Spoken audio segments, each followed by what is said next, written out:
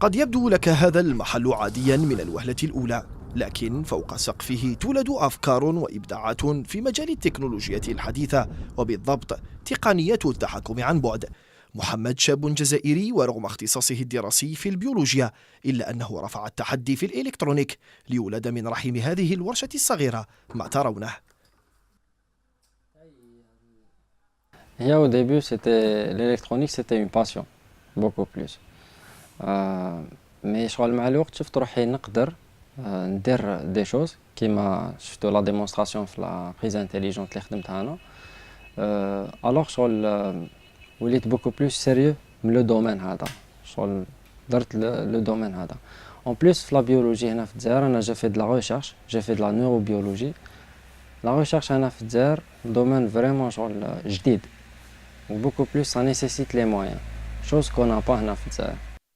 تطبيقات للإنارة والإنذار، تشغيل محركات عن بعد، وعدة نماذج أخرى في طور التجسيد نتركها تقدم نفسها بنفسها. واش تقدر دير؟ أستطيع التحكم في التلفاز وتبديل القنوات الفضائية. يمكنني أن أوقظك في الصباح باستعمال مصباح غرفتك كمنبه.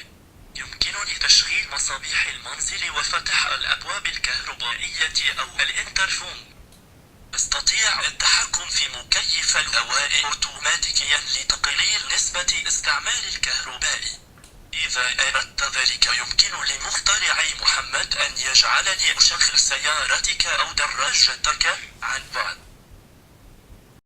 رغم إبداعاته إلا أن محمد لم يجد آذانا صاغية ولا يد العون، فغياب القطع الإلكترونية والمعدات من جهة، ونقص الاهتمام من طرف الشركات الجزائرية المصنعة أثر فيه، لكن لم يكسر عزمه في مواصلة الدرب. بارلون على لي مويان أنا ما عنديش، جي با لي مويان باسكو حبيت نشري دي سيركوي انتيغري من اي باي، من دي سيت هكذايا ما يخلوهمش هنا في الجزائر، لا دوان تاعنا ما تخليهمش يدخلوا.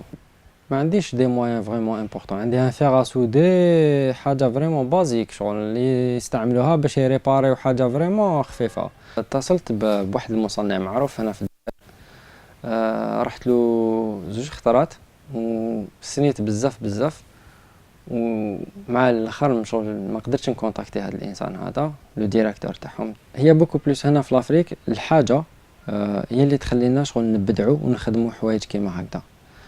تلقى ايور في لو موند مصنعين تاع هذوما تاع لي بريز انتيليجونت اي تو، اون سامبل بريز اون سامبل دوي يحسبها لك بدي بري فلومبون، الوغ كو لو كان يخلونا نخدموها هذه حنايا هنا في الجزائر تولي تقدر تاكسيدي لها شغل كي اللي راح تشري اون بتيت ماشين ا لافي ولا حاجه كيما هكذا، راح تكون فريمون اكسيسيبل.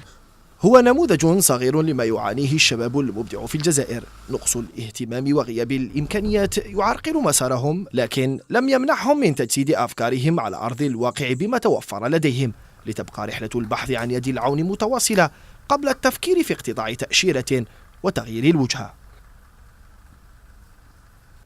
محمد مثال حي للشباب الجزائري الذي يرفع التحدي في مجال التكنولوجيا الحديثة وبأبسط الإمكانيات. داخل هذه الورشة الصغيرة يقوم بتطوير تطبيقات وتقنية للتحكم عن بعد قد تصنع مستقبلا للجزائر فيما يعرف بسمارت هوم.